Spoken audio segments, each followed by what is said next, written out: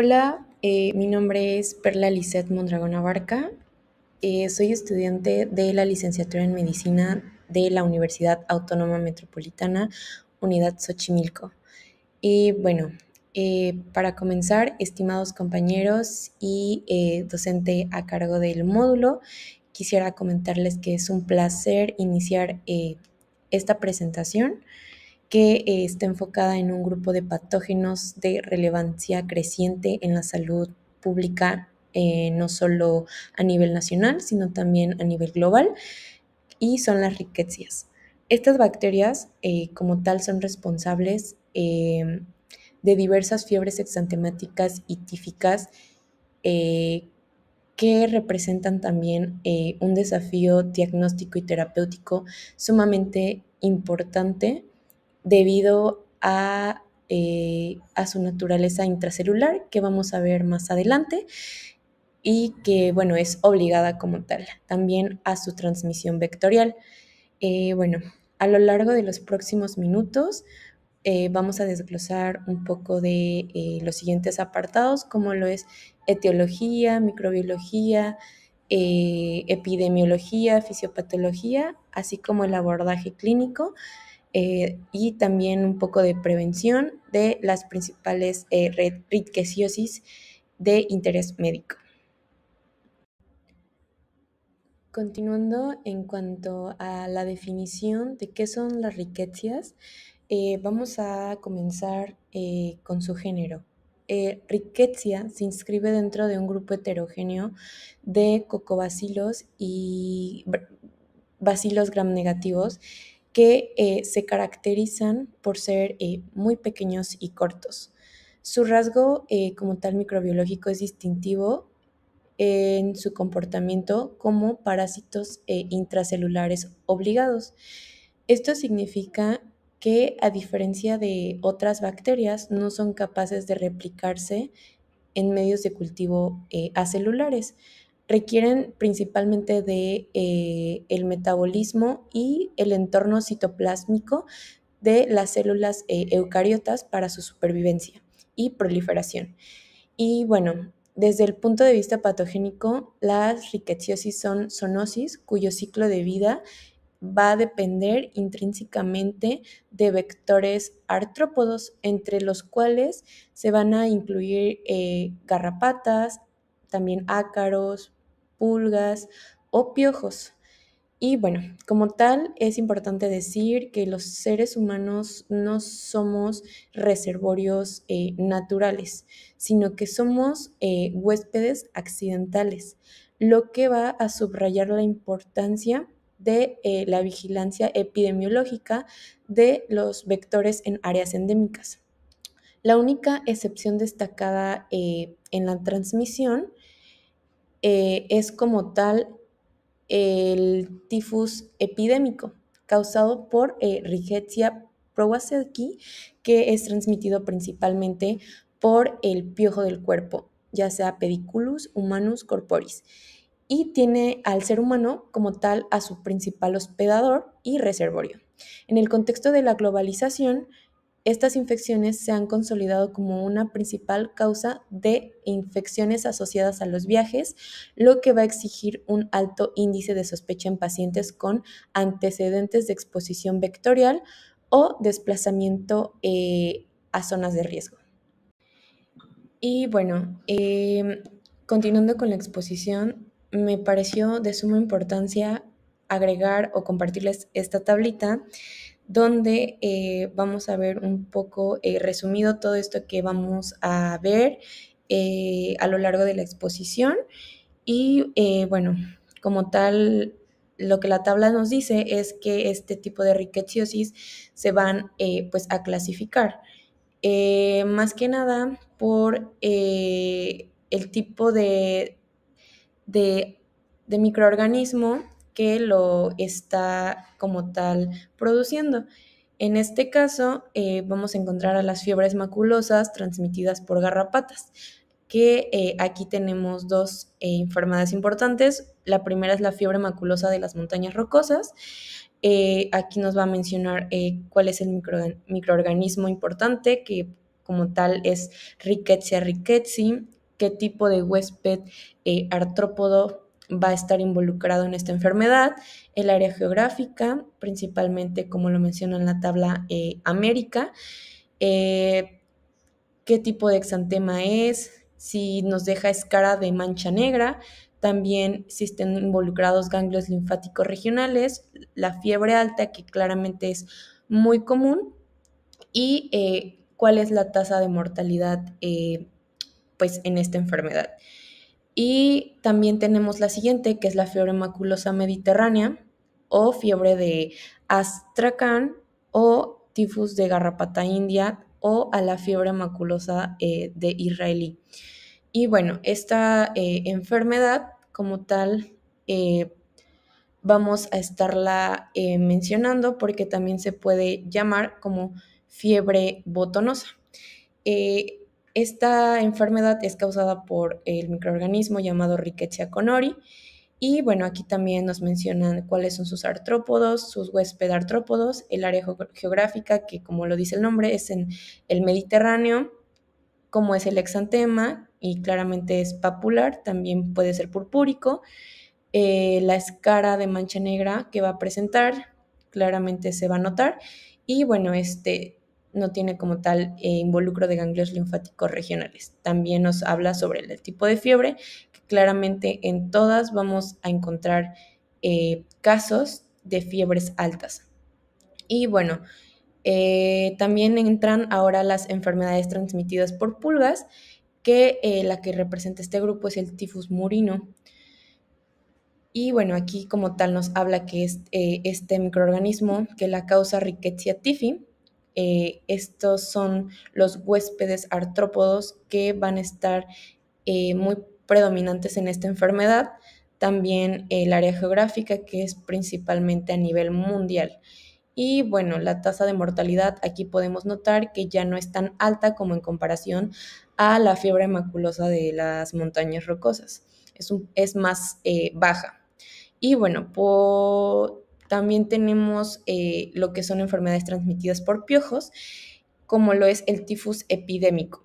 Y bueno, esta enfermedad es iniciada por la Rickettsia prowazekii y claramente el huésped artrópodo que va a estar como tal encabezando esta enfermedad es Pediculus humanus corporis, y bueno, también tiene una distribución a nivel mundial.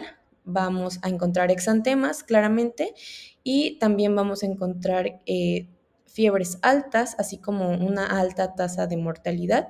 Claramente, si no llevamos estas medidas de abordaje clínico adecuadas.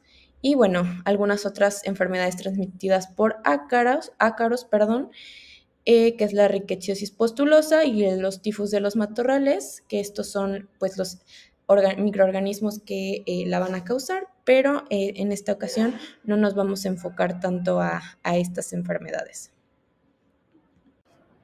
Y bueno, al centrar como tal la atención en la epidemiología, que vamos a hablar pues un poco generalizado de la rickettsiosis, aquí en México es fundamental reconocer el patrón de presentación en regiones del continente americano, especialmente en nuestro país, que es México.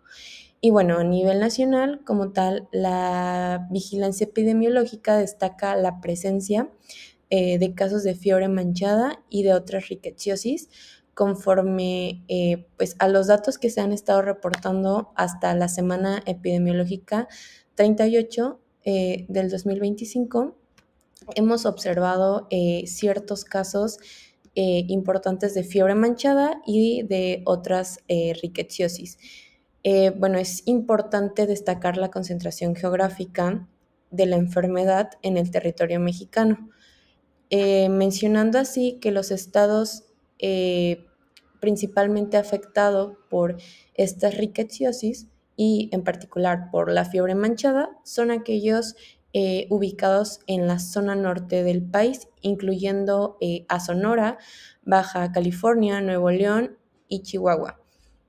Y bueno, la persistencia como tal de casos en estas entidades subraya la existencia de ciclos zoonóticos activos, especialmente en aquellos que involucran a la garrapata. Y bueno, aquí como tal eh, entra Rhipicephalus sanguíneos como vector pues, principal de Rickettsia rickettsii en México.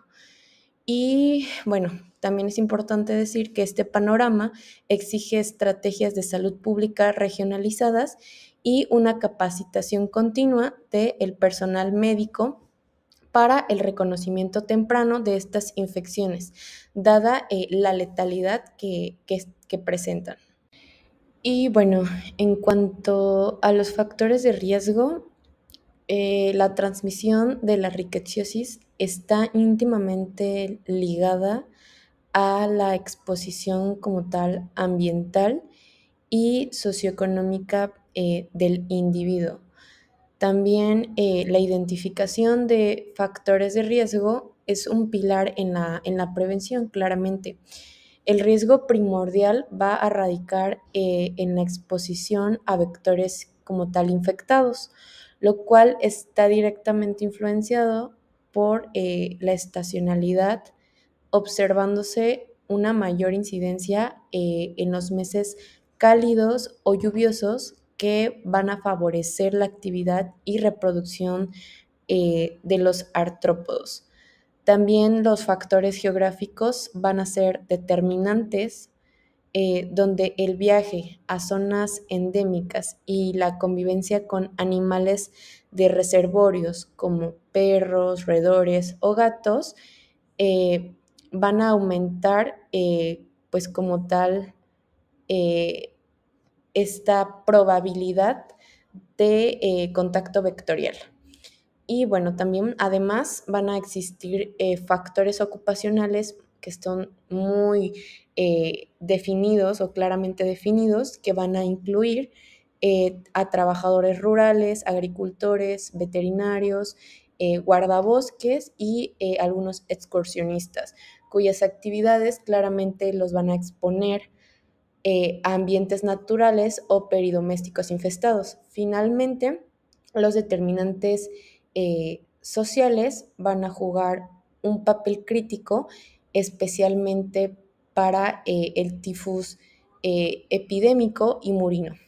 Y bueno, el hacinamiento y la mala higiene, así como la pobreza extrema, perdón, van a crear condiciones en donde la proliferación y diseminación de piojos y roedores va a ser alta. Entonces va a perpetuar el ciclo de transmisión y va a exacerbar a su vez la carga de enfermedad de las poblaciones vulnerables. Y bueno, en cuanto a la etiología, es importante decir que, como lo mencioné anteriormente, el género Rickettsia va a comprender estas bacterias gram negativas que a su vez son parásitos intracelulares como tal obligados. Y bueno, mencionando que en la etiología es crucial comprenderla más que nada por la distribución de cada rickettsiosis en cuanto a los artrópodos, a los vectores artrópodos que van a estar involucrados en cada enfermedad. Y bueno, comenzando con la fiebre maculosa de las montañas rocosas, eh, que es causada por Rickettsia rickettsii, va a ser transmitida por la picadura de la garrapata, en este caso de estos tres agentes, y Dermacentor variabilis y andersoni, que es más prevalente en lo que son los Estados Unidos. También Rhipicephalus sanguineus en México y Amblyomma cagens en lo que es América del Sur. A Rhipicephalus sanguineus también se le conoce como la garrapata de café del perro. Y bueno, aquí les dejé algunas imágenes para que logren identificar, porque es importante también no solo conocer estos agentes o el nombre o la distribución, sino también es importante conocer un poco de su como tal anatomía para lograr identificarlo cuando un paciente nos esté describiendo si es que logró eh, localizar o ver qué tipo de vector fue el que le logró picar en alguna parte de su cuerpo. Y bueno, también tenemos a la fiebre botonosa o maculosa mediterránea, la cual es causada por Rickettsia connori y es como va a ser transmitida principalmente por la picadura de también la garrapata, que es Rhipicephalus sanguineus, y bueno, también es muy prevalente en lo que es México. Y bueno, continuando con la otra enfermedad que es el tifus murino o endémico, que es causado principalmente por Rickettsia typhi, es la bacteria que es excretada principalmente en las heces de la pulga. Y bueno, más que nada esta infección se va a producir por la inoculación de estas heces en microheridas o en escoriaciones como tal cutáneas durante el rascado del paciente. Y tenemos a dos vectores principales en este caso, quienes son Xenopsilia chyopis, que es también comúnmente llamada la pulga de la rata, y Stenocephalides felis, que es la pulga del gato. Y bueno, igual les coloco las imágenes para que logren como tal identificarlas un poco mejor. En cuanto al tifus epidémico, es causado principalmente por el agente Rickettsia prowazekii, que, bueno, en este caso, el reservorio primario sí van a ser los humanos y el vector es el piojo del cuerpo. Bueno, que se puede llamar pedículos humanos humanos. Al igual que en el tifus murino, esta transmisión va a ocurrir cuando el piojo al alimentarse va a defecar y las riquecias en las heces son introducidas a través de las abrasiones de la picadura o por las mucosas. Y bueno, esta vía de transmisión fecal, oral o por inhalación de las heces secas en condiciones como tal de insalubridad va a resaltar la naturaleza, que es altamente contagiosa en este caso, en situaciones también de colapso social o pues de guerra. Y bueno, aquí les dejo como tal una imagen de lo que es pedículos humanos humanos, que igual es muy importante aprender a reconocerlo. Y bueno, en cuanto a la fisiopatología general en estas ricachiosis, la patogenia es extraordinariamente uniforme y se basa principalmente en el vasculotropismo de los microorganismos, que como tal quiere decir que estos microorganismos van a tener cierta preferencia por las células como tal endoteliales de nuestros vasos sanguíneos como seres humanos. Y bueno, el proceso va a iniciar con la inoculación de la bacteria en la dermis por el vector artrópodo, y a partir del sitio de inoculación, la riqueza se va a diseminar por vía linfohematógena, estableciendo principalmente una infección sistémica. El evento clave es la infección y multiplicación dentro de las células endoteliales, como se los mencioné en un principio, particularmente de los capilares y las vénulas. Una característica conocida como vasculitis rickettsial sistémica.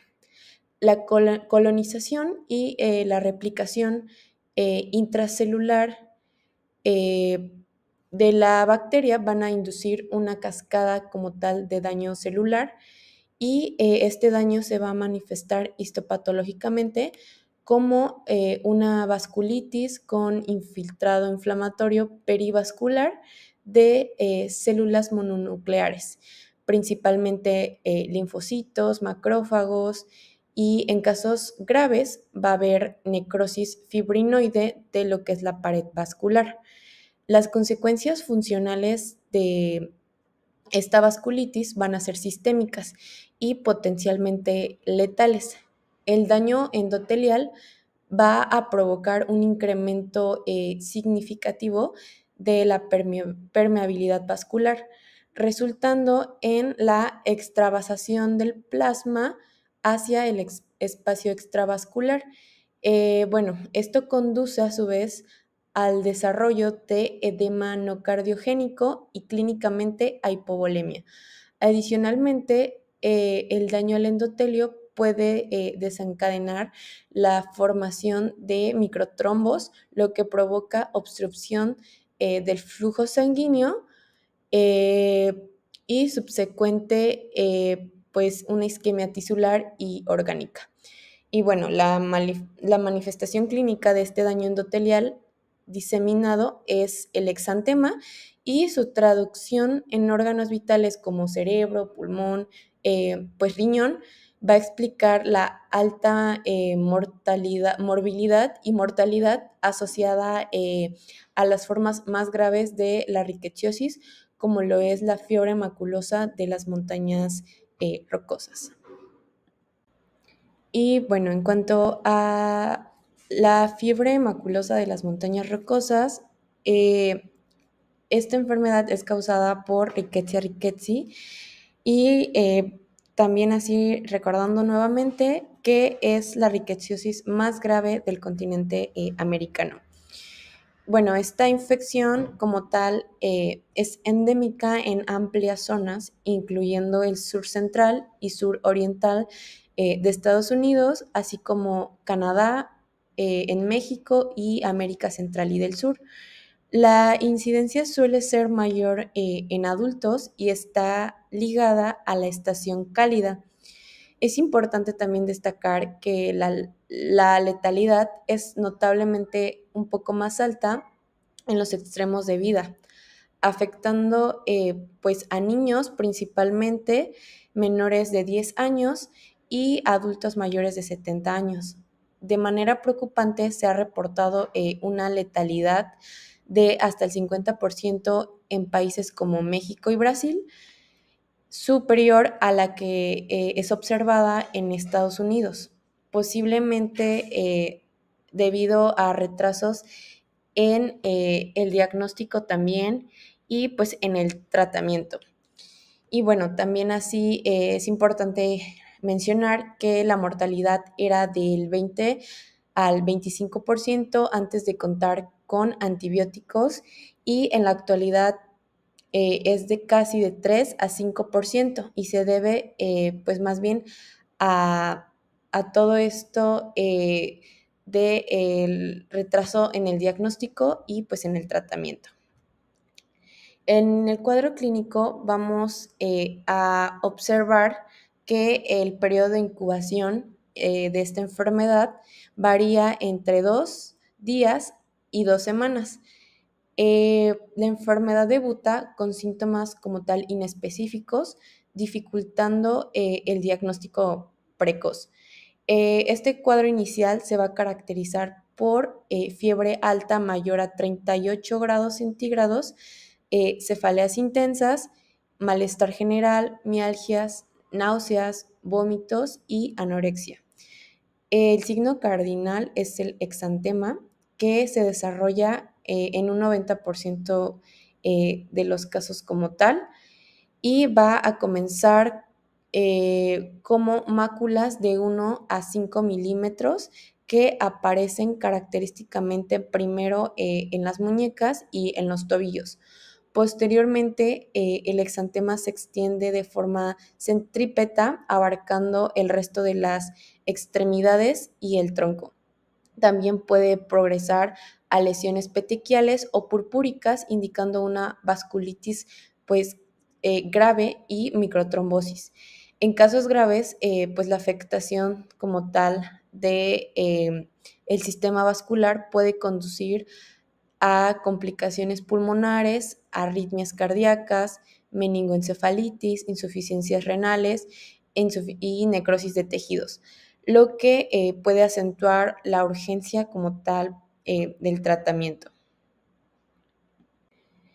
Y bueno, en cuanto al diagnóstico y estudios complementarios, el diagnóstico es fundamentalmente clínico y epidemiológico.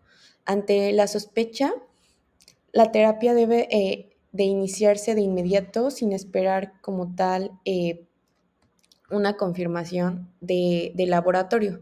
Los estudios como complementarios iniciales pues van a incluir una biometría hemática completa, así como tiempos de coagulación, perfiles bioquímicos completos, marcadores inflamatorios que nos pueden revelar trombocitopenias, leucopenias o leucocitosis, depende del estadio, así como elevación de transaminasas y datos de daño orgánico. Las pruebas como tal de inmunodetección para antígenos específicos y la PCR son los métodos de elección para la confirmación. La serología, particularmente la inmunofluorescencia indirecta, es en este caso pues como tal inespecífica. En la fase aguda principalmente, pero se utiliza para la confirmación retrospectiva mediante el aumento del título de anticuerpos. El cultivo de riquecias como tal es posible, pero requiere laboratorios de bioseguridad especializados y tiene un tiempo de espera de 3 a 7 días, por lo que no es práctico para el pronóstico agudo. La histopatología con, pues en este caso, con tinción inmunohistoquímica de biopsias cutáneas, se va a emplear para el diagnóstico definitivo y revela principalmente las vasculitis, que es patognomónica. En cuanto a la fiebre botonosa o maculosa mediterránea, que es causada por Rickettsia connori y transmitida principalmente por Ripicephalus sanguineus, es una rickettsiosis pues de severidad generalmente menor a lo que es la fiebre maculosa de las montañas rocosas, pero con la capacidad de causar complicaciones pues graves también. En cuanto a su epidemiología, comprendemos que esta rickettsiosis va a prevalecer en el sur de Europa, África y la zona sur y suroccidental de Asia. La incidencia es máxima como tal en los meses de verano, particularmente en agosto, afectando principalmente a varones. El curso clínico puede ser más grave en pacientes con comorbilidades como diabetes, alcoholismo o insuficiencias cardíacas.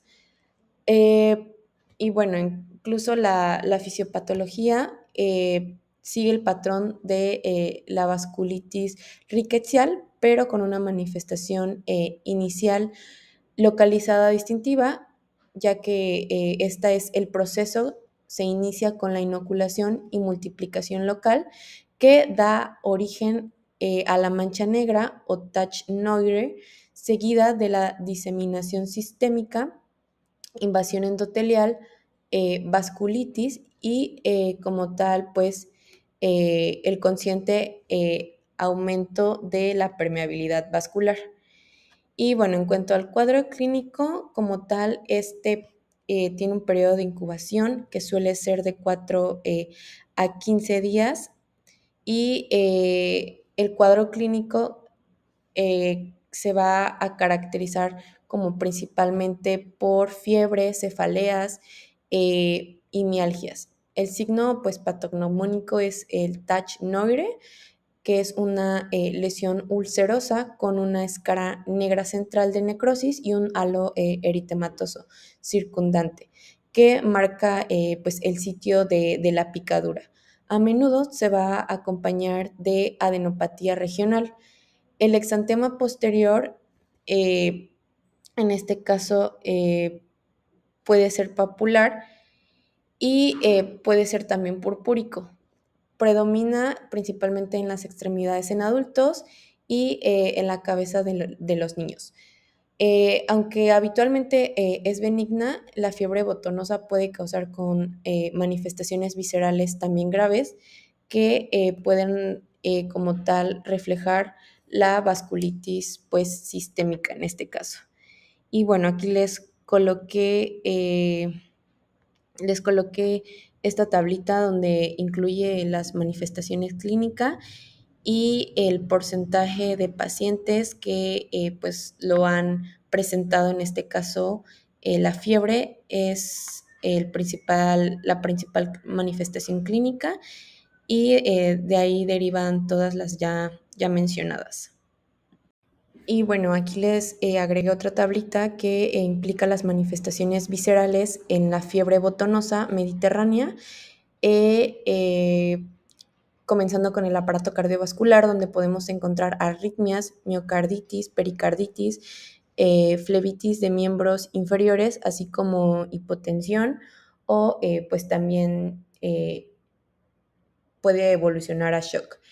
En el aparato respiratorio, como tal, se han documentado tos, neumonías, pleuritis y edema pulmonar no cardiogénico. En el sistema nervioso, como tal, el compromiso neurológico incluye estupor, coma, convulsiones, meningoencefalitis y neuropatías periféricas.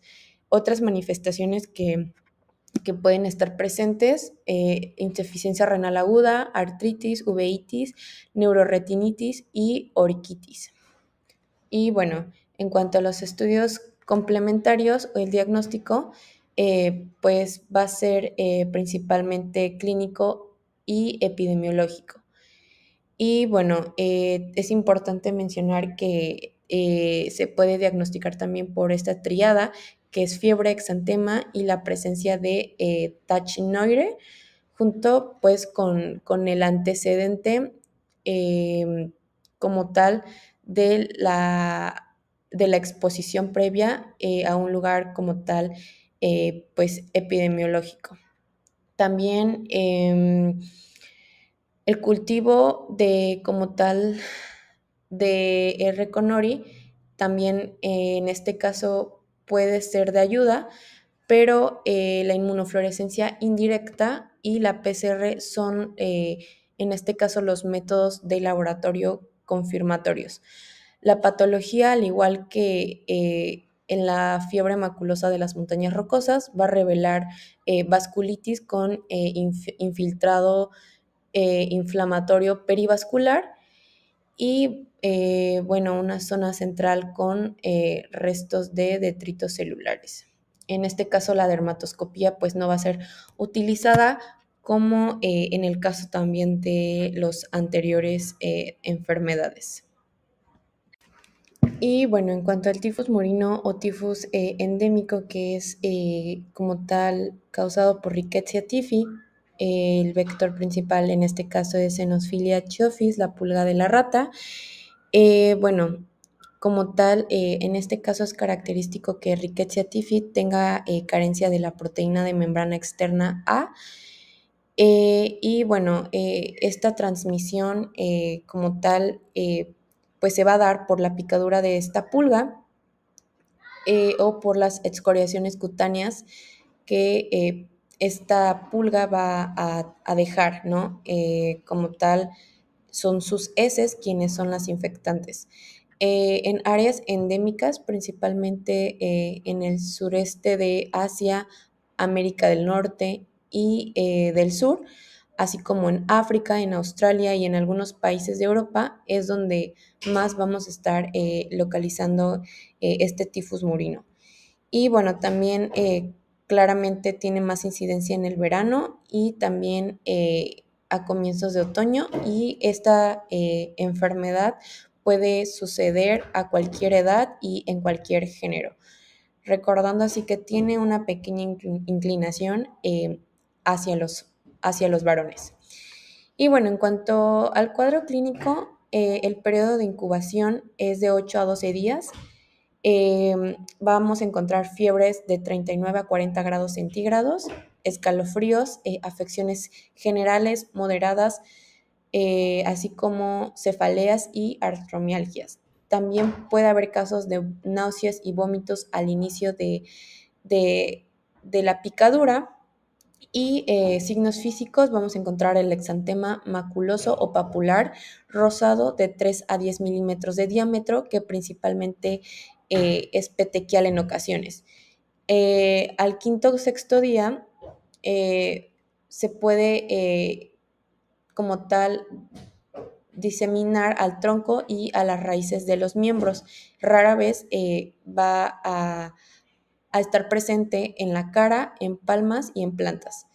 Y bueno, la infección por Rickettsia typhi en células como tal endoteliales del pulmón, del cerebro, del riñón, del hígado y del corazón, pues también está presente en este caso.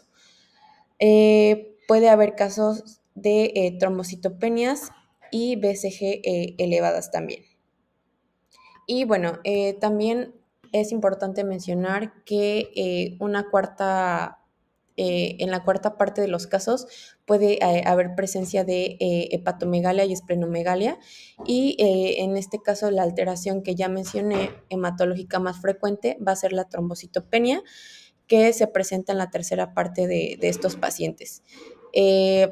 También el 70 al 90% de los pacientes pueden presentar una elevación como tal moderada de las transaminasas, y bueno, también es importante mencionar que este exantema se puede mirar como en la imagen que les coloqué aquí en un momento.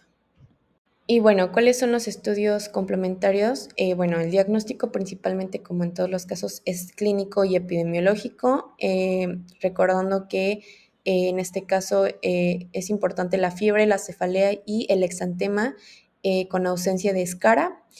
Y bueno, la fiebre va a ser originada principalmente por origen indeterminado. Y bueno, principalmente este diagnóstico se va a realizar mediante inmunofluorescencia con la cuadriplicación del título en muestras séricas sucesivas, o con el título único que es igual o superior de 1 en 512. Se han utilizado también algunas técnicas de enzimo inmunoanálisis capaces de demostrar la presencia de Rickettsia typhi en tejidos, en inmunoperoxidasa indirecta y PCR de muestras sanguíneas. Y bueno, en este caso, en la patología, pues también vamos a encontrar una lesión fundamental, que es la vasculitis rickettsial sistémica, tropismo pues por células endoteliales de capilares y vénulas, así como un daño endotelial que por consiguiente nos va a dar un aumento en la permeabilidad, edema y microtrombosis. También el infiltrado inflamatorio mononuclear principalmente va a estar caracterizado por linfocitos, macrófagos y necrosis fibrinoide de la pared vascular. Y en este caso la dermatoscopía pues no tiene como tal utilidad. Y bueno, en cuanto al tifus epidérmico, pues encontramos que es causado por Rickettsia prowazekii, este agente que está dado por el vector pediculos humanos. En cuanto a la epidemiología de esta enfermedad, tenemos que los piojos infectados van a excretar rickettsias por las heces en un plazo principalmente de 5 a 7 días, y esta va a ser como tal la forma de transmisión, ya sea por rascado o por autoinoculación de las heces contaminadas del vector. Y bueno, claramente va a ser más activo en época invernal. Como les mencionaba, esta picadura o estas heces en las abrasiones que podemos generar nosotros mismos por el rascado y bueno, van a entrar directamente a las mucosas o también pueden ser por inhalación. También se ha dado casos de reservorios como lo son eh, las ardillas voladoras, que tienen por nombre Glaucomis volans en zonas orientales de Estados Unidos. Y bueno, también van a estar presente esta enfermedad que es el tifus epidémico en América del Sur y Central, así como en México, en África Central y Oriental y en diversos países de Asia. También es importante mencionar que en este caso hay algunos factores de riesgo como lo son la falta de higiene, el hacinamiento, la pobreza extrema, el frío, las guerras y estas catástrofes van a aumentar este riesgo aún más. Y bueno, como tal, van a afectar a personas de cualquier edad y sexo, pero en menores de 15 años es un poco menos infrecuente y más benigna.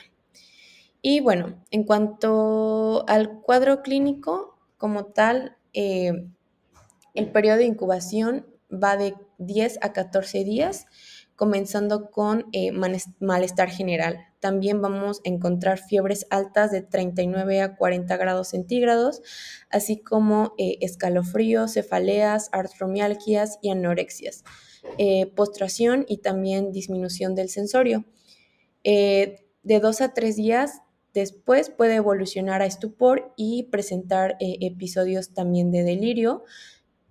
Puede haber tos seca, mareos, fotofobia, náuseas, dolor abdominal, así como pues estreñimiento. Y recordando así que las manifestaciones clínicas de la enfermedad, pues más que nada son en su parte secundarias a una vasculitis producida por una infección pues de estas células endoteliales en los pequeños vasos sanguíneos. Y bueno, como tal, el exantema habitualmente va a estar presente en tronco, en extremidades, va a respetar la cara, las palmas y las plantas. Puede ser maculopapular y también puede evolucionar a purpúrico. También va a haber presencia de inyección conjuntival, puede haber anemia, trombocitopenia moderada y elevación ligera también de las transaminasas. Y es así como podemos ver en esta imagen el exantema del tifus epidémico. Y bueno, en cuanto a los estudios complementarios y diagnóstico, debe sospecharse pues esta enfermedad ante el cuadro clínico descrito en presencia pues de condiciones epidemiológicas como tal favorecedoras, como puede ser también en personas en personas inmigrantes de zonas altas de prevalencia, así como pues en personas que son expuestas a las ardillas voladoras. Y bueno, también la distribución del exantema y su forma de progresión, en este caso nos van a ayudar a diferenciarlo del exantema de otras rickettsiosis. Y pues en el punto clínico de vista es importante hacer el diagnóstico diferencial con otras enfermedades víricas y bacterianas, como lo son la meningococcemia, la meningitis bacteriana, la fiebre tifoidea, el paludismo, la rubiola y el sarampión.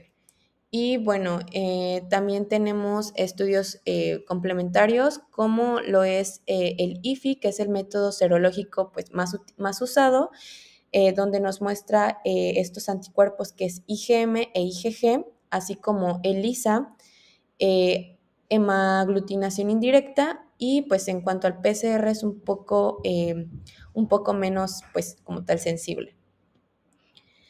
En cuanto a la patología, tenemos lo mismo que las otras rickettsiosis, que es una lesión fundamental, pues es la vasculitis rickettsial sistémica, donde tiene pues este tropismo por células endoteliales, principalmente capilares y vénulas. Se va a dar el daño endotelial, aumenta la permeabilidad, así como también puede haber un infiltrado inflamatorio mononuclear, linfocitos y macrófagos, y necrosis fibrinoide de la pared vascular. En este caso, pues la dermatoscopía tampoco se utiliza. Y bueno, en cuanto al tratamiento como tal de esta rickettsiosis, se va a centrar en la doxiciclina, que es el fármaco de elección, y la pauta recomendada es de 100 miligramos cada 12 horas por vía oral o intravenosa, dependiendo del estado general del paciente. Y bueno, debe mantenerse durante 7 a 10 días o hasta 48 horas después de la pirexia en casos de fiebre maculosa de las montañas rocosas, tifus murino y tifus epidémico. Y también de 3 a 5 días después de la defervescencia en la fiebre botonosa. Y bueno, como tal, a pesar de que, bueno, encontramos a las fluoroquinolonas y algunos macrólidos como acitromicina y claritromicina, pues sí han demostrado cierto tipo de eficacia in vitro, pero la suficiente falta de experiencia clínica impide como su uso rutinario por primera línea, recordando que el cloranfenicol es una alternativa que es considerada pues principalmente en el embarazo, aunque se sigue prefiriendo el uso de doxiciclina, incluso en niños y en mujeres pues embarazadas de forma precoz debido al riesgo vital como tal de la enfermedad. Y bueno, ya para finalizar, en cuanto a la prevención, las medidas de prevención que debemos de comenzar a realizar, pues se va a centrar principalmente en la interrupción del ciclo de transmisión vectorial. Bueno, en este caso, el control del contacto pues, con garrapatas. Aquí vamos a hacer uso de repelentes y de prendas pues, protectoras que idealmente son tratadas con permetrina. Es fundamental esto en zonas endémicas. También es importante realizar un examen cuidadoso del cuerpo, ya sea cuero cabelludo, ingle y axilas, después de la exposición, buscando como tal pues la garrapata para su remoción inmediata, ya que la transmisión pues de rickettsia requiere un tiempo de alimentación prolongado. Bueno, en cuanto al control de reservorios y vectores, la desparasitación pues, de animales, en este caso principalmente a los perros, es importante. Y el uso también de acaricidas y la desinfección de lugares frecuentados por animales infestados son también medidas clave, especialmente en el control de Ripicephalus sanguíneos. Y bueno, también para el control del tifus epidémico en situaciones de epidemia o de riesgo elevado por pediculosis, pues el control se va a enfocar principalmente en la higiene corporal y de la ropa, también en el uso de insecticidas de acción residual, como lo es la permetrina al 1% para la ropa de vestir y para las sábanas también como tal. En quimioprofilaxis, pues tenemos que para viajeros o profesionales de la salud que están expuestos en áreas de alto riesgo para el tifus, ya sea epidémico o murino, se puede considerar lo que es la quimioprofilaxis de doxiciclina, pues en dosis como tal semanales. Y bueno, esto ha sido todo. En cuanto al cierre de esta presentación, pues ya hemos revisado que estas rickettsiosis pues son un espectro de enfermedades causadas por bacilos gram negativos y también por transmitidos por diversos artrópodos y pues su piedra angular en la fisiopatología va a ser la vasculitis rickettsial sistémica, que esto va a determinar pues las manifestaciones clínicas y sus complicaciones mortales. Y en cuanto al diagnóstico temprano, que se basa en la sospecha clínica epidemiológica, pues es en cuanto a la fiebre, cefalea, exantema y pues antecedente de la picadura. También el inicio inmediato de la doxiciclina, pues son también algunas pautas que debemos tener en cuenta. Son los factores pronósticos más importantes pues de la enfermedad. Retrasar el tratamiento pues puede ser catastrófico, especialmente en la fiebre maculosa de las montañas rocosas, donde la letalidad se va a disparar pues como tal en ausencia de intervenciones precoces. Y finalmente, el control de los vectores y la mejora de estas condiciones sanitarias pues son esenciales para la prevención de estas patologías. Y bueno, les agradezco de antemano su atención y pues quedo a su disposición para cualquier pregunta o discusión de este tema ante el grupo de estas infecciones desafiantes.